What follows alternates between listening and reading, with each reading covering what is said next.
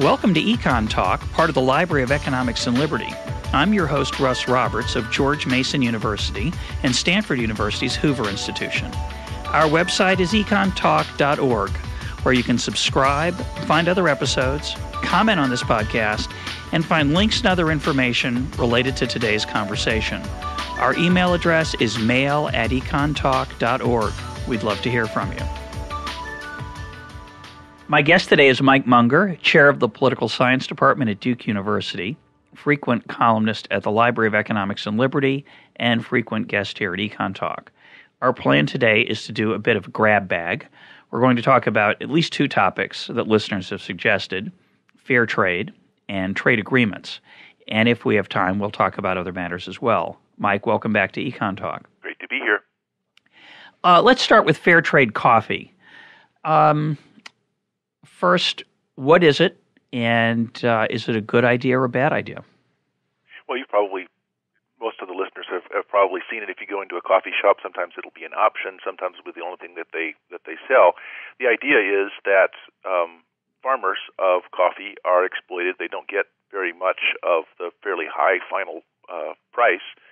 And so let's charge a little bit more and make sure that more of it goes to the farmers, and hopefully all of the premium goes back to the farmers, and I feel better about having my $3 cup of coffee. Are you a coffee drinker, Mike? I'm a big coffee drinker. Sometimes I apply it topically. How's that working for you, that topical thing? It is amazing how many people have a kind of coffee dependency. It has become, in the last 10 years, just something that we do. It's a big part of American culture now. Yeah, it has grown a lot. And for those of you who are not coffee fans, I recommend the novel Memoir from Ant-Proof Case by Mark Halperin, which most of the book is a satirical take on coffee drinking. The main character hates coffee. I warn you, by the end of the book, it's quite poignant and gets quite serious. But it's a delightful book for coffee haters and even probably coffee lovers. So do you drink fair trade coffee? Do you order it? If there's nothing else available, yes. But otherwise, you just get something I'm not exploitive. Willing to pay the price premium because I don't think very much of it goes to farmers. I think it's largely a marketing scam.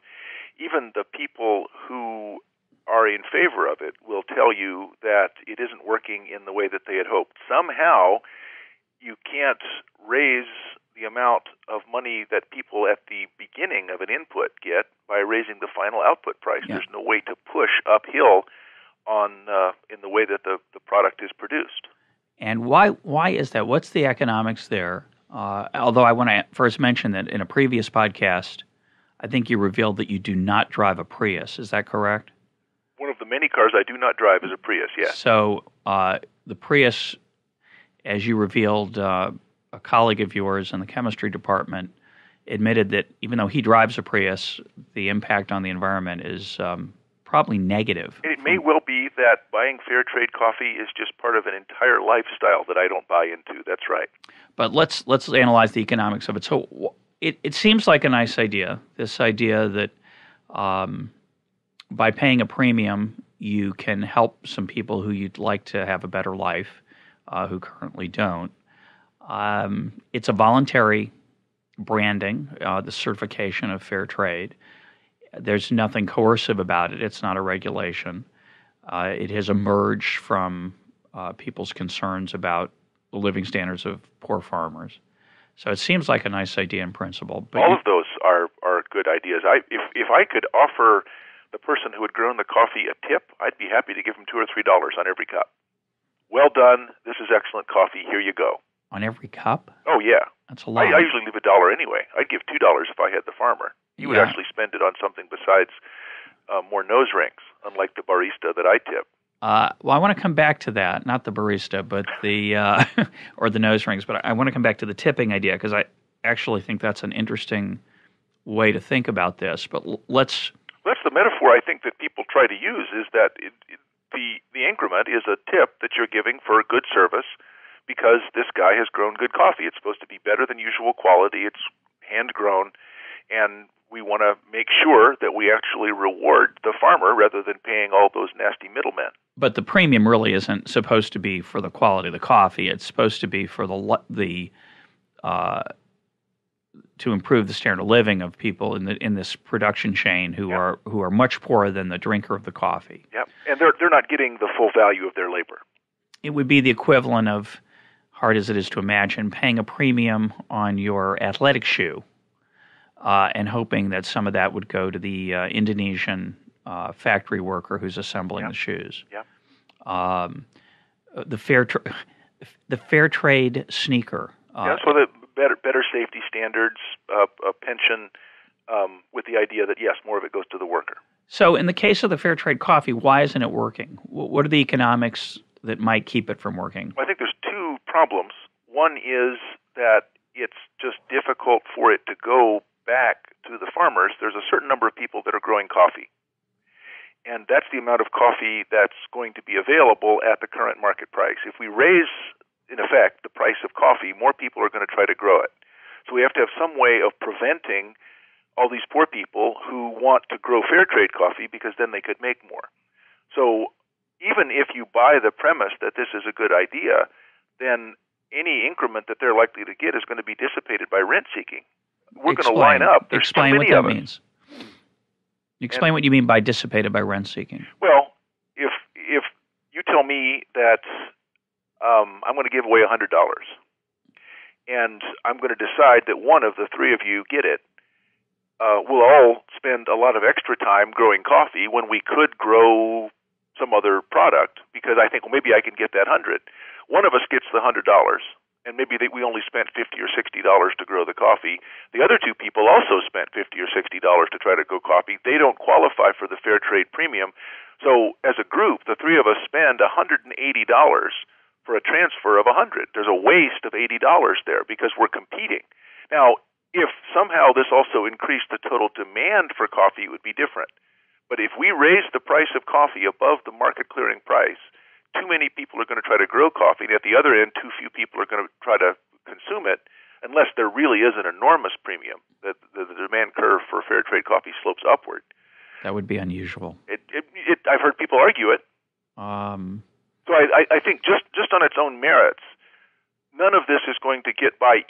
None of it's going to get all the way upstream to the farmers, even if every person along the intervening supply chain is of the best of goodwill. There's no way to do it.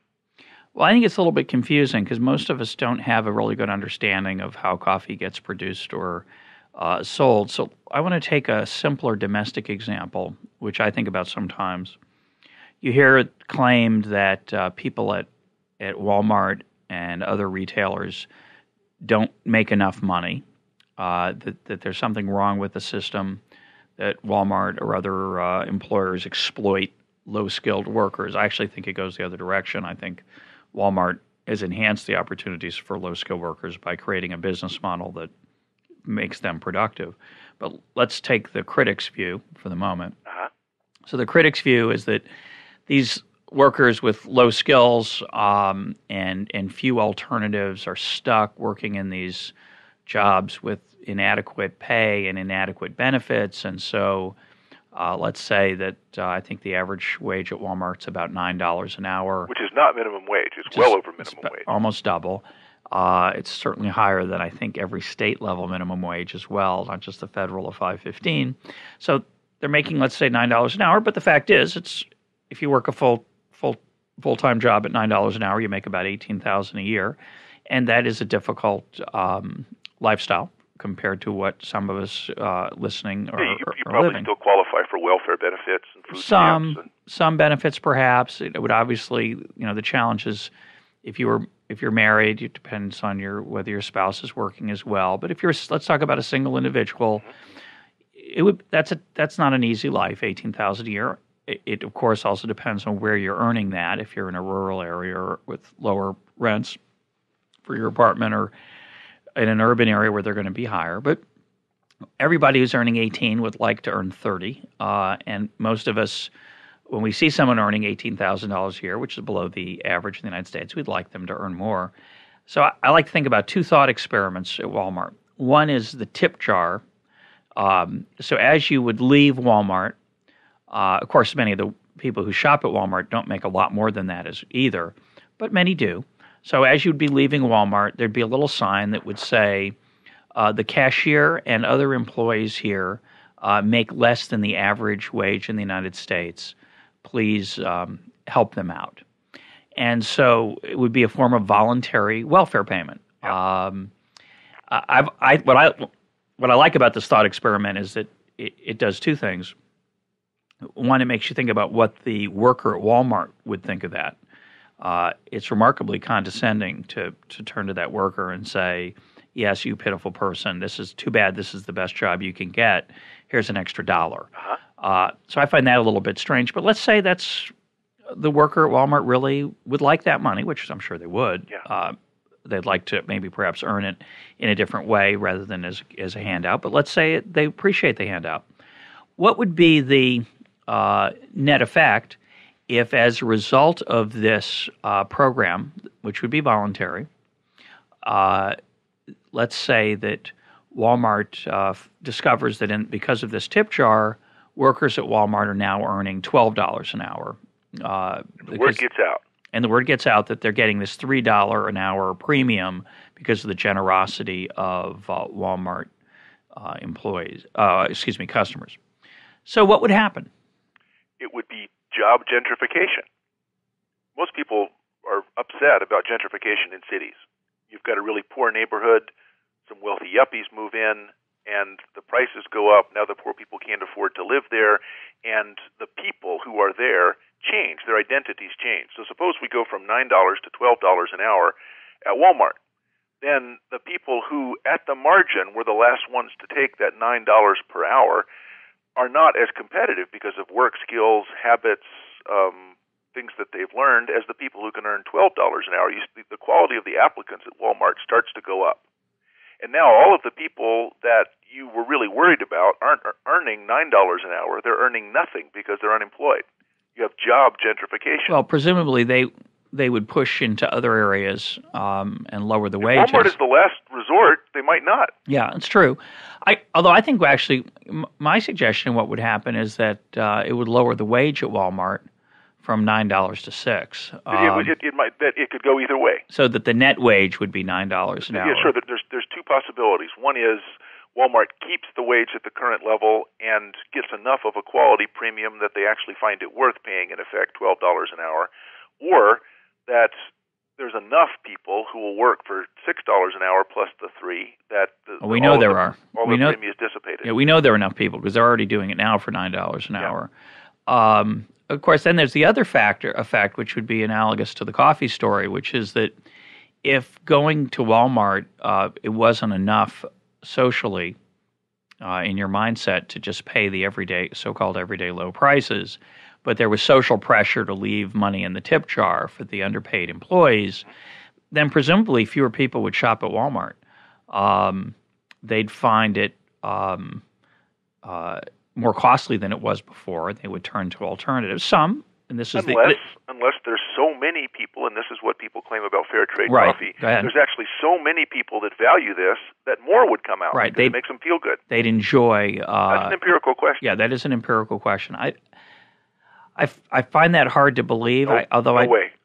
No way what? No way that's true. Yeah, I don't think it's true, but it's. If you think it is, let's open up Russmart. Yeah. And that means that we can operate on that business model, and we'll put Walmart out of business. Right. Well, Costco is trying that. I should mention that. It's an interesting marketing / branding strategy.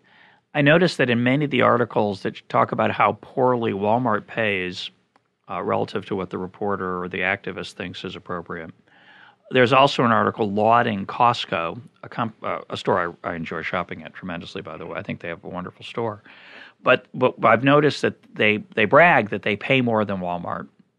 And I think it's just a deliberate campaign on their part to associate in the minds of readers and listeners that they're nicer than Walmart to their workers, and therefore when you shop there, even though their prices might be higher than, say, Sam's Club or Walmart, that you can feel good about shopping there because their workers aren't exploited. And I think it's an interesting question. I don't know whether that campaign is successful or not. It is true that on average Costco pays more than Walmart. And probably gets a slightly higher quality worker. And I suspect the responsibilities of the average worker at Costco is a little bit different than at Sam's Club. They have different business they're not models. paying the full difference out of altruism. I don't think they're paying any of it out of altruism. I assume that isn't the case, but... Well, but you're saying there's a supply side and a demand side effect. The supply side is partly that I get better quality workers, and the demand side is people say, well, it's a nicer place, they pay their workers better, I'm going to go there even if I pay a premium. Well, I think that's what they're hoping for. It's relatively, let me say it carefully. I don't think Costco's deliberately decided, let's pay our workers more than our competitors, we'll get better workers, and we'll be able to get more customers because our customers will feel good about the fact that we have such good working conditions. I don't think that's true. What I think is true is that Costco's business model is such that they find it useful to hire workers who have higher skills and therefore get higher wages. Having done that, they try to then get some bang on the demand side by bragging about it in these forums on... Yeah, they're not really mutually exclusive. Correct. No, that's for sure. The primary effect might be the supply side. I think that's plausible. So the question would be, what this is, this analogy, if it's accurate, is that this particular argument, either the voluntary tip jar at Walmart or the let's take the Costco story and pretend that it is their actual strategy. Their actual strategy is to, quote, overpay their workers. That is, pay their workers more than the market wage. And as a result, use it as a marketing claim. Both of those are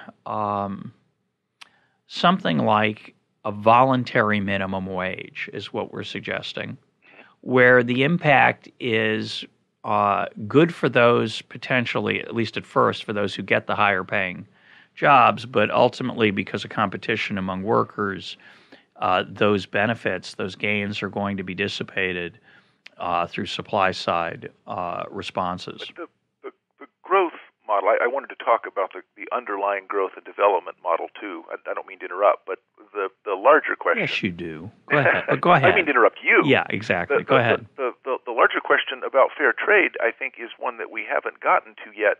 Suppose you're to come up with a recipe for how a developing nation can become wealthy and prosperous. Okay. Is your goal to make sure as large a segment of the population as possible stays in agriculture? Probably not. The reason people become wealthy is division of labor. Yep. And division of labor is much easier, and you can bring your cost down much faster if it's some sort of industrialized production, or if it's something where a production line kind of job is possible. And Adam Smith, the very first part of The Wealth of Nations, when he talks about agriculture, the division of labor, says that for agriculture it's just much harder. You can't use division of labor there. There's not that many different trades. So the nature of agriculture indeed does not admit of so many subdivisions of labor, nor of so complete a separation of one business from another.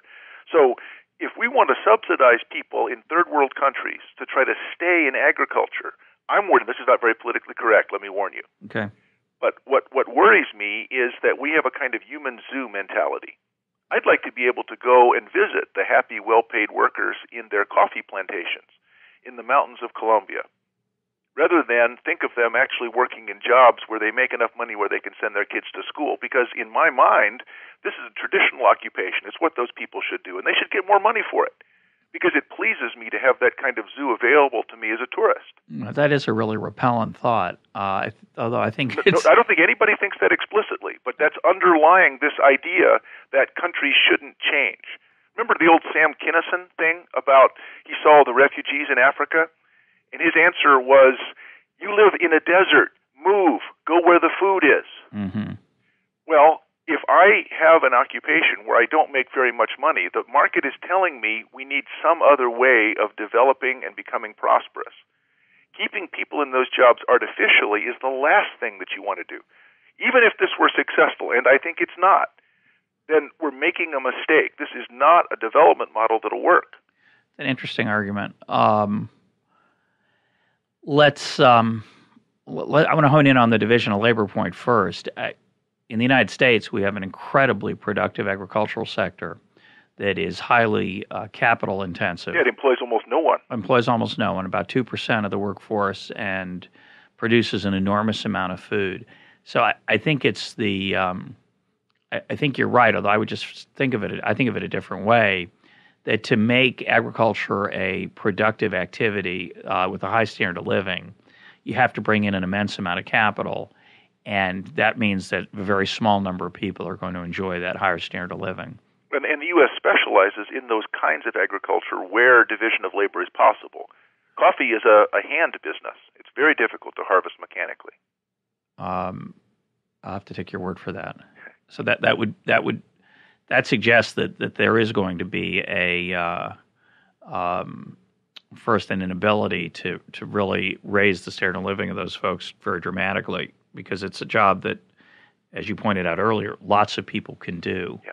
And as a result, any time that sector is earning a premium, there's going to be competition for that premium at the most basic level of the farmer. And that puts the Fair Trade Organization in the position of essentially handing out goodies, which means people will compete for those goodies and dissipate the benefits either through lowering the price of coffee on the world market if it was a highly successful program with lots of people buying fair trade coffee, or a hidden cost of people competing to influence the Fair Trade Organization to choose them. So let's get to your basic point, which is it's a strange way, encouraging people to stay in agriculture is a strange way to improve their standard of living, which I think is a superb insight. What could we do in reality if you do care about helping people other than that barista? You're going to thank me for this because I am a segue meister. Go ahead. We could sign trade agreements or come up with other ways of not giving them aid, but just allowing them to trade on a level playing field. The United States is really protectionist in a lot of areas that third world countries actually could compete. So I think the answer is we need to buy more of their products that when they sell them, they can make money from it rather than keep them in this sort of museum. Well, I think the other question is what role, are there any artificial barriers to competition that are currently allowing middlemen and distribution factors to so-called take advantage of? Right. It's farmers. Hard for us. Economists call that a monopsony, right, where a buyer might have market power. And a lot of what governments have done is create a government organization where, by rule, they're the only ones who can buy the coffee, and then they sell it on the world market. And that's what keeps the price down, is the fact that government is trying to make extra money by being the middleman. So, but it's hard for us to change the domestic policies of other countries that have that kind of monopsony or market power at the buyer level. Yeah, that's not our strong suit. Although I guess I would suggest, let me throw out two ideas before we turn to the trade issue, which Mr. Segue. The first idea would be drink more coffee. Period. I'm doing that. Yeah, I know you're doing your share. The question is, does that, if all Americans doubled their coffee consumption as a gesture of goodwill and didn't do it, so let's think of it a different way. You walk into Starbucks, what you do is you buy 2 cups. One you drink, the other you throw away when you just pour it down the sink. That's a different way to increase the demand for poor people's time and labor. Would that be better than the current system? I don't know the answer to that. It's an interesting question. The second strategy, well, let's talk about that one first, then I'll give you my second strategy, and then we'll move on to free trade. What do you think of that? I'm skeptical of any scheme that involves such large deadweight losses. Yeah, it's very wasteful. You always hear of the claim that people would be better off if we went around breaking windows, because think of all the jobs that would be created by people having to replace windows. It's like Bastiat's idea about things that you don't see. Well, that would make the world a poorer place, but it would be good for people, at least in the short run, who know how to fix broken windows. And more people would fix broken windows, and it would create a lot of jobs. Yeah, that's the issue. The issue is, again, Well, the question is, what am I going to do? Suppose I really want to help workers in third world countries, and I get a chance to buy stock in a global corporation that's planning on building a manufacturing plant in that same country. And so instead of pouring out my $3 coffee, I take $3 a day and save it up and buy stock in that company. That's bound to be more helpful to workers in that country than keeping them as coffee slaves, even if they're fairly well paid. How would that help them? Well, it's going to raise the wages of both because it increases. It means that thousands of people are going to be employed now in manufacturing, in something where I can have a capital-intensive enterprises that raises the marginal product, raises the wage of those workers. And as some people leave the coffee plantations to work in the factories, then the wages of coffee workers is going to be bid up also. And of course, I guess this general issue, overarching issue that's related to everything we're talking about, which is how competitive are third world labor markets.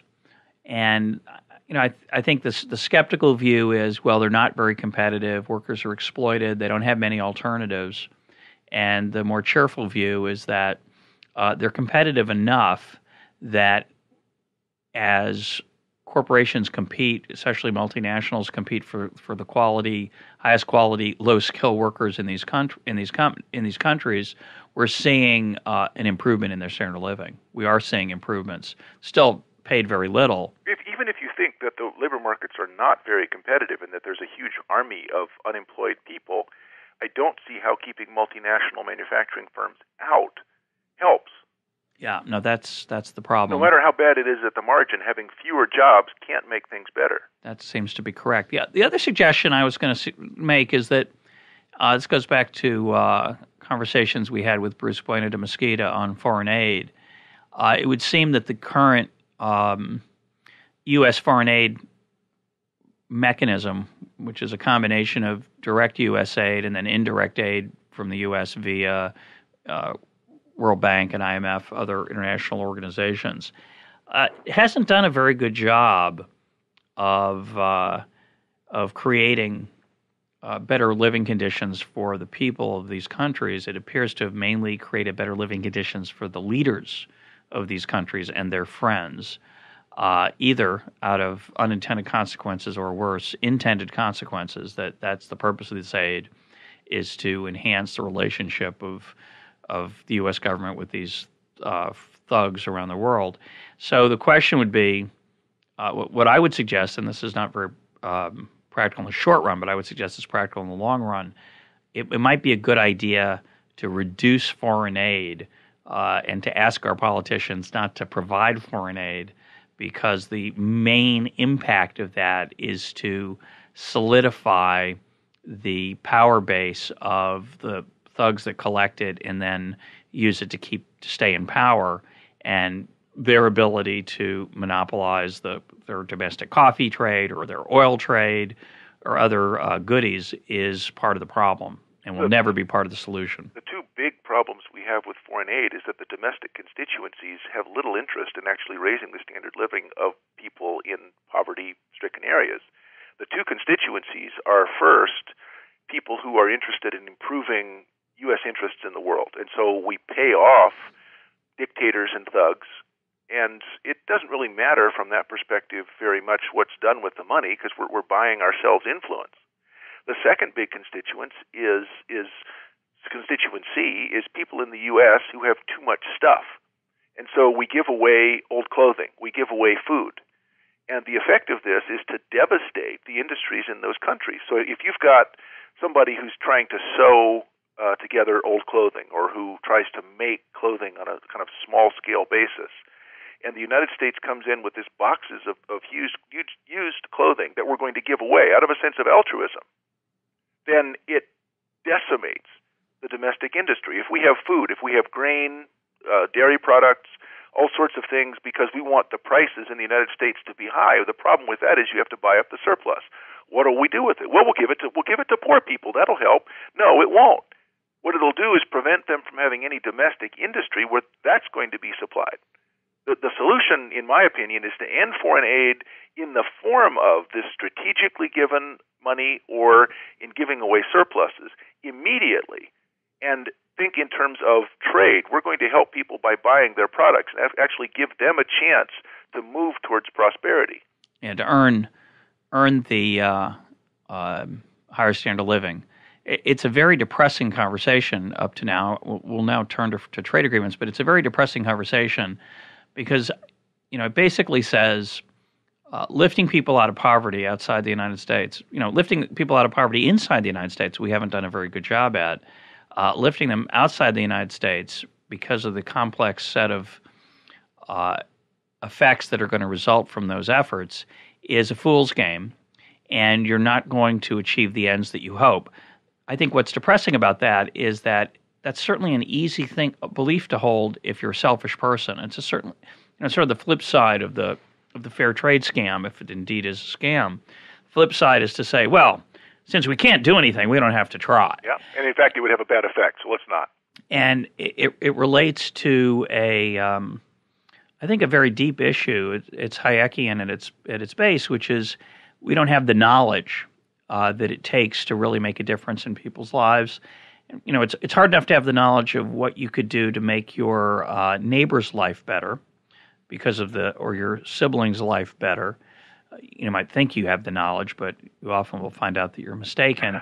To certainly, from their perspective, anyway. Absolutely, and to certainly thinking about it overseas and the conduits that such aid or efforts would have to go through, it seems on the surface to be a rather foolish game, and it's depressing then to think that this could be used as a justification for doing nothing. I hope. But surely our first rule is do no harm. Yes.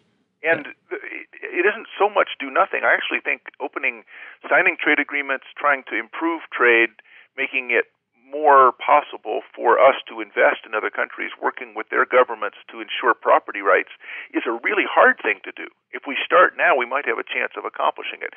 There's my favorite author, sort of curmudgeonly on this subject, is a guy named Peter Bauer. Yep. And his book, From Subsistence to Exchange, I think is a wonderful source. It's a series of short essays, so it's something that you can consume at different sittings. So Peter Bauer, From Subsistence to Exchange, I think is one of the best authors on this subject. And the do no harm perspective is an important one. We'll put a link up to the Bauer book on at the EconTalk website. What's the theme of the Bauer book? Well, he actually looks at how development projects in different countries and the theory of development, the sort of growth models, the abstract growth models that left out entrepreneurship and property rights that have motivated World Bank and other kinds of projects, have led to disaster time after time. And people think, the solution is we need to spend more money, we need to do it differently. No, the solution is you have to take an entirely different approach. I'm very sympathetic to that argument. I recently read a quote from Milton Friedman. We just passed the 1-year anniversary of Milton's death. And, Milton said that it's impossible to do good with other people's money. And he was referring to the incentives that were inherent in that challenge. And I think that's part of what we're talking about here. It's very difficult to hand over money to folks and expect that that's going to transform other people's lives, partly because of the incentives that are going to be put in place from that action, which is what we've been talking about in the first part of this podcast. Let's move to the second part, the second part, which is free trade agreements, which we've now, I think, reached. Free trade agreements, good or bad? You've been saying they're good. Why? I think they're better than not having them. The advantage of having at least bilateral and maybe multilateral free trade agreements is that we preserve some of the control that we have. Remember, I said one of the domestic constituencies is to be able to reward our friends and punish our enemies. And so a trade agreement that we sign with another country still gives us that ability to withhold or provide the benefit of access to U.S. markets based on the performance of that country. I mean, are they repressive towards their own citizens? Have they done things internationally that harm our interests? But we're not giving direct aid. We're just giving access to the market. And as I often ask people, do you make your own shoes? If you don't make your own shoes, then you think your time is worth more doing something else and then taking the money that you get to buy shoes made by someone else. Now, maybe it's your next-door neighbor that makes shoes, but probably not. Most people don't have shoes made by their next-door neighbor. Maybe it's the guy in the next state. Maybe it's the guy in the next country. So wherever shoes can be made most cheaply, those are the shoes that I want to buy, provided they're of good quality. So our consumers are made better off by having trade agreements. And it's always difficult for me to understand the argument that people make that somehow trade agreements seem to harm workers in both countries. Yeah, no, I like that. As economists, we usually argue that trade makes both sides better off. It's quite impressive to argue that both parties are exploited by trade. Yeah. Which you see that argument all the time. Right. So we're made worse off somehow because we're being tricked into buying cheap products that take away our jobs. But somehow people in the nation we trade with are also being harmed because Mexico is also worse off because of NAFTA. They're getting low wages because they're selling to us. It doesn't really make sense. But what I want to focus on is, given that we're now in the month of November and as a result, a mere 12 months for the fascinating sprint to the election year finish of 2008. The official beginning of silly season. Yeah. We're going to hear conversation up from the politicians and the candidates about trade agreements. And I want to talk about, you're really talking about the virtues of trade. And I want to make a distinction between free trade and trade agreements. So I'll agree with you that if the United States said, this would be my preferred anti-world poverty program. We say to the nations of the world, all of them, not bilateral, not multilateral, but superlateral, all of them, version of multilateral, we are opening our borders. Give us your poor, your tired, your non-rubber footwear. Exactly. And, though the tired and poor part, I want to leave for another podcast on immigration, which I hope we'll have soon. So I want to let's not talk about the importing of foreign workers, but rather the importing of foreign goods to start with. So we say... So just give us your non-rubber footwear. Exactly. And we'll take your shirts, we'll take your underwear, we'll take your electronic devices. Anything you can sell in our country that people want to buy, you're free to sell here without any barriers at all. That, to me, would be the single best thing we could do for the world. And, of course, we would benefit as well, dramatically from that. Not as dramatically, I think, as the other nations of the world would benefit from that policy. And let's make it clear, we're not suggesting, although I think it's often treated this way, we're not suggesting, at least I'm not, that the benefit to foreign nations would be that they would get to sell us stuff. The benefit to foreign nations would be they would get to have some of our stuff, and they would get to specialize in things that they did particularly well, relatively well. They may not know yet what that is. Correct, and it would be presumably different than what they're doing now in a world with trade barriers. In the process of lowering our trade barriers to zero, we would, I think, our economy would grow, and that would be a model that we would share with other nations, encouraging them to do the same, but it would not be contingent on their imitating us, which is what is inherent with a trade agreement. With the current system, where free trade agreements are negotiated either bilaterally with another nation or multilaterally with a set of nations, there's this idea that we will open our markets, supposedly giving up something, access. And in return, we need access to their markets. So that idea is intellectually bankrupt. It's a mercantilist argument that Adam Smith railed against, I think, successfully, at least among economists, for a 200 or so year stretch. That's not the argument. The argument is we're going to both be better off, but if you guys don't want to open your markets and you want to harm your citizens by putting up trade barriers, we're not that stupid. We're going to let our citizens thrive, and we'll give you some of the benefit from trade, not as much as if you lowered your barriers at the same time, but we'll do it unilaterally. Russ, I'm afraid we are that stupid. Well, a little. I haven't heard any of the leading candidates make the argument for immediate unilateral reducing of U.S. trade barriers. Correct. And they like to... in fact, there's parts of Ohio and Michigan where if you made that argument, you'd be beaten and stoned. Yeah.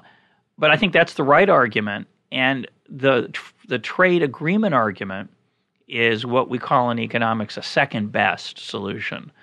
That politically... Well, I would call it a has some chance in hell of getting past politically argument. Exactly. And even though it's not as good as pure free trade, it's better than nothing. Well, it preserves the ability to be able to be a nanny and try to dictate the domestic political terms of the other country. And for some reason, we value that. But I think it's more than that. I think it's worse than that. I think that's the best light you can put on it. Calling it a nanny? Yeah, and unfortunately. I think the real argument is, it basically says the following. Let's take CAFTA, the Central American Free Trade Agreement. CAFTA is supposed to give us, the United States, tariff-free trade between the U.S. and five or six Central American countries. And the argument is that that would be good for both sides. But of course, when we negotiated CAFTA, we couldn't just do the right thing, which I'm suggesting, which is just say to those nations, hey, come sell us stuff. We'd love to have it. I hope you'll find things that we like. Instead, we said, well, come sell us stuff, but not sugar, because we have a bunch, it's a handful, almost literally a handful of people in the United States who are extremely wealthy. But it's a national defense argument. We have to have sugar in case we go to war. Exactly. You're right, because if somehow we didn't have access to sugar, we'd get weak.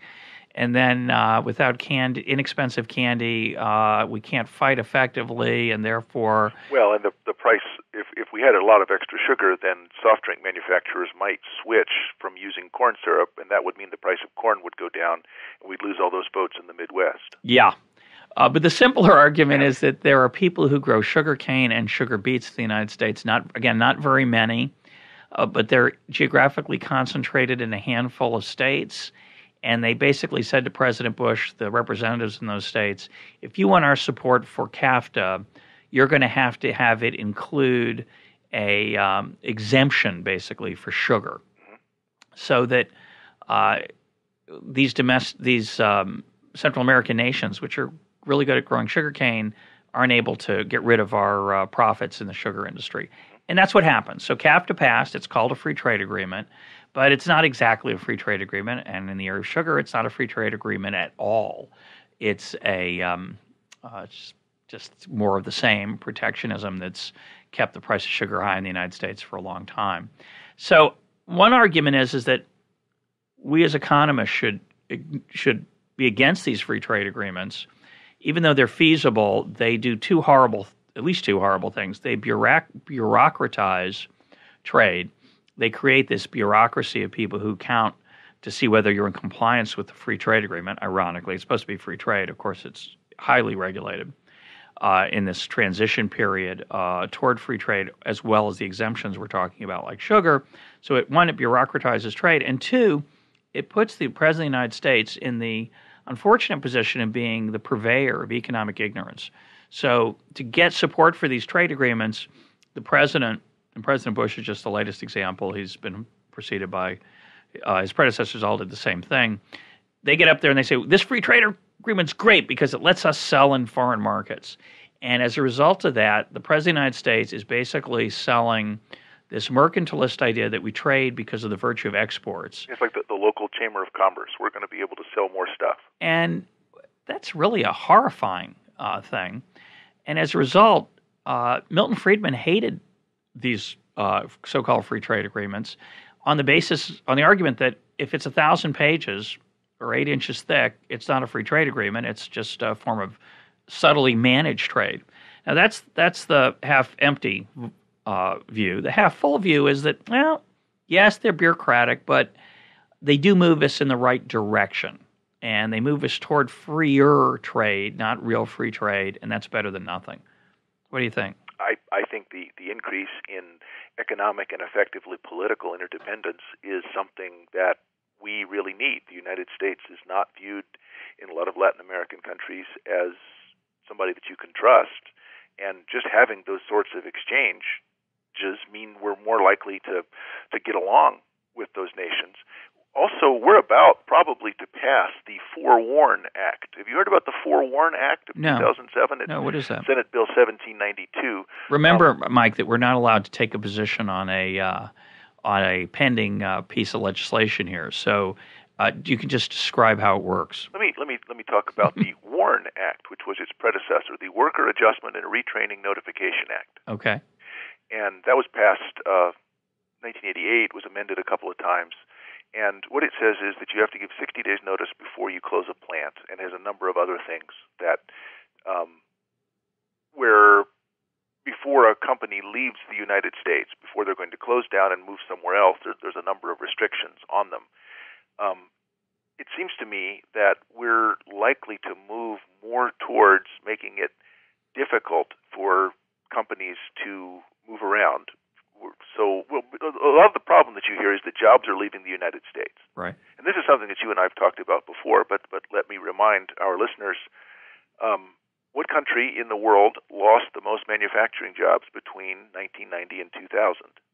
It has lost the most manufacturing jobs. The answer is China. Yeah, I'm a skeptic on that claim, but I've heard that. I think that claim is hard to back up. It's a gross loss, and that's why I back off from it pretty quickly. I've lost thousands of pounds in my life. The problem is I've gained thousands plus 250. Yeah, but there's a lot of factories, a lot of big places that were handloom sort of places in China that closed up and became new factories with 4 or 5 people running a highly mechanized process. Now, it's true that those people then went and worked somewhere else in a manufacturing job. Correct. But this is how we count. So my defense to your claim about it being gross is this is how we count lost jobs. Well, so some of us, not well, you're right. But politically, if you say how many jobs did we lose when this factory closed, well, probably not that many. Most of those people found some other kind of employment. And more importantly, their children went to college and found a completely different kind of employment. They didn't stay stuck in those jobs that we weren't very good at producing anyway. Right. So we didn't lose those jobs at all. No, I understand. I agree with that. If we're going to count jobs that way, then China lost more jobs than we did. I think that's probably true. I don't. My skepticism is that I think the basis for the claim that you hear about China is actually about net jobs. Yep, and if you want to talk about net jobs, I'm skeptical of that. Why would it be that we think working in some lint-filled textile factory in South Carolina is the ideal job we want for our children? No, I'm totally with you there. We want something else, and the only way to get it is to, if some other country can produce it better, let's let them do it, and then we need to train the next generation of workers to do something else. Correct. But I interrupted you on your Chinese claim. So well, and it is something that we've gone back and forth about a couple of times. It comes down to how you count. If you count the way that many of the leading candidates, I think, on both sides for the presidency count them, you can't say we've shipped our jobs to China. To the contrary, what's happened is that we've lost a lot of jobs in the U.S. and in China to productivity, to increase productivity. That helps consumers. Yeah, no matter where you are. And it helps workers too. I think the ones who are employed have higher wages, and then the workers who are displaced, either they or maybe their children. I don't mean to minimize the fact that there really are problems with transitions. Being laid off. Yeah, with transitions. What the WARN Act does that I was talking about, what the WARN Act does is it provides money for that sort of retraining. I don't see any problem with that. If we decide the way we're going to solve this problem is there are winners and there are losers from free trade. Let's try to take part of the amount that the winners get, which is enormous, and make sure that we have adjustment assistance for workers that lose their jobs. I don't have a problem with that. If what that meant was we get to go do what you said, and that is eliminate all our trade barriers. Well, the problem I have with that, and this I've learned from my colleague, Don Boudreau, who we've interviewed a few times, why are you only going to pick trade? There's two issues here. One is there's lots of adjustments that take place. Let me back up for a minute and give our listeners some data on these kinds of changes to give the magnitudes. It's really quite unbelievable. The transition that you're talking about away from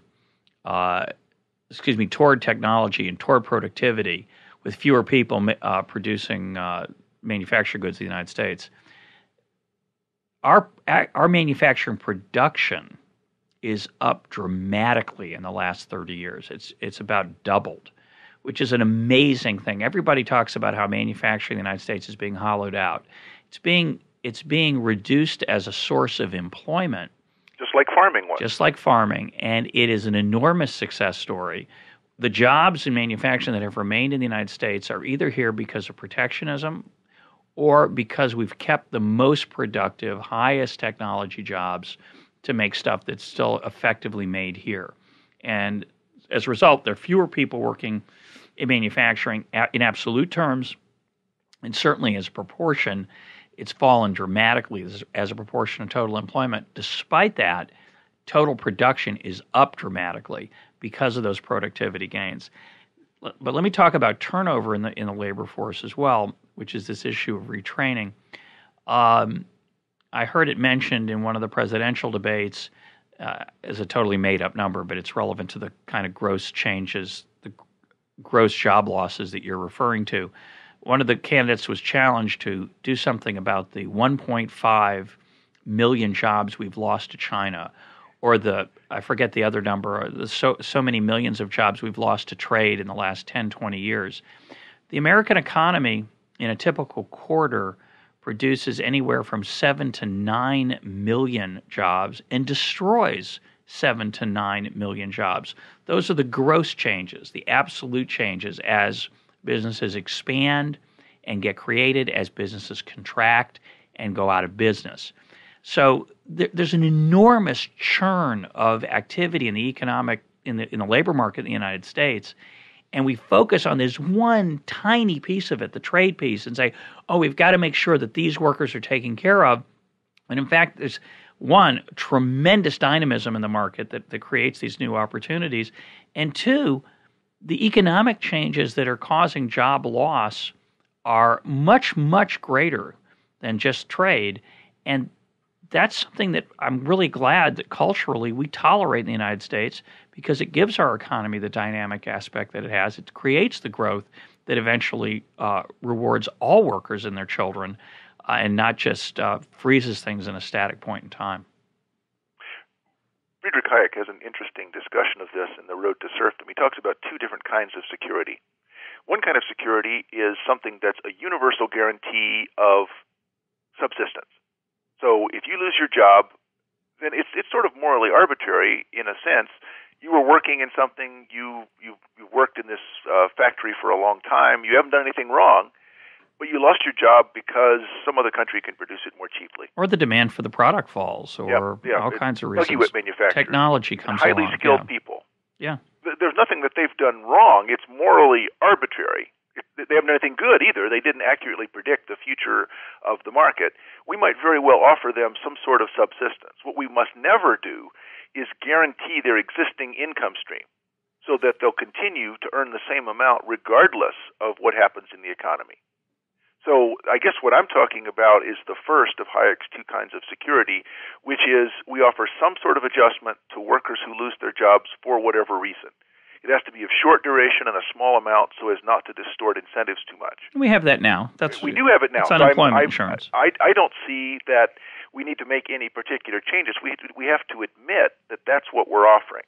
What we must not do under any circumstances is say, well, you have this really high-paying job that you lost. We're going to offer you that same amount of income because that insulates you from having to forecast the future and from that sort of dynamic process where I try to think, what should my children do? What sort of job should they have?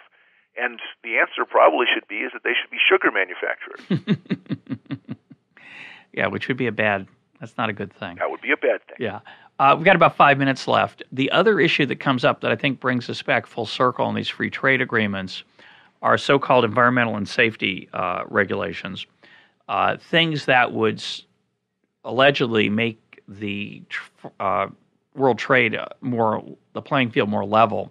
And that we've got these regulations in the United States on environment and on safety and various fringe benefits.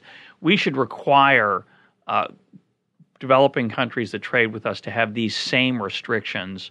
One, it's good for them, supposedly, and two, that way the trade will be on a more fair basis. What do you think of that? Well, what we might say is we will refuse to trade with you unless we have these rules. I actually think the only way that those rules are ever going to happen is if they develop a middle class with sufficient political independence that in a democracy it's going to be offered to the extent that that's what the citizens want. I don't think it could be done from outside. And the cost to us of doing that, now these are implicit costs, they're not costs that we recognize, but right. Suppose we have a policy that says we're only going to trade with countries that have these policies. Our consumers are going to pay an enormous amount, and there's no benefit whatsoever to the workers in these countries that don't have these policies anyway. So we're paying a lot and getting nothing. Well, right? Yeah, we're reducing the opportunity for the division of labor that we've talked about earlier. But that's the source of prosperity, and prosperity. These are what economists call luxury goods. These policies, I think, are what economists call luxury goods.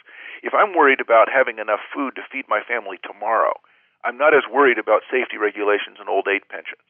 It's only when there's a level of prosperity and a middle class of sufficient size where politically you can say these are policies that we want. At that point, the government might start to do it.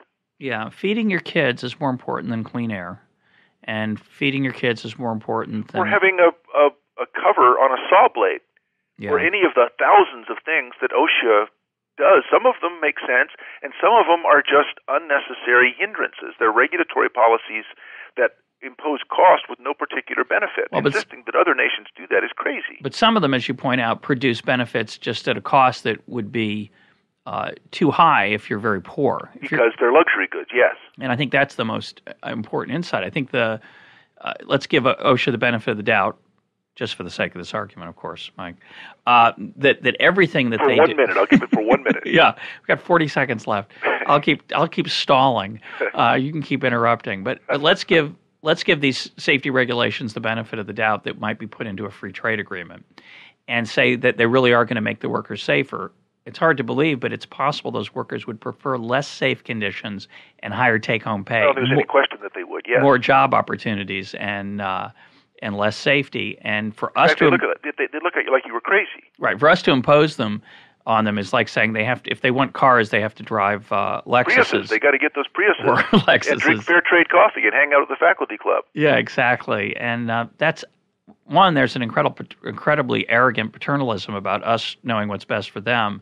But I think the other point that needs to be made is that this is really a bootleggers and Baptists argument, referring to an earlier podcast with Bruce Yandel. What's really going on here is we're trying to keep jobs in certain sectors in the United States, and to gussy it up and make it look nice, we pretend we're doing it because we care about the poor workers overseas. It works. Some people are duped by this moral indignation. Yeah, they are. But not as many of our listeners, I hope, as the average American. But that's maybe a pipe dream. I don't know.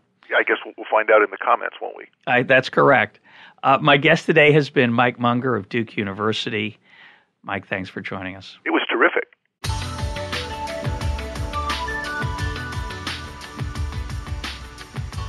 This is EconTalk, part of the Library of Economics and Liberty.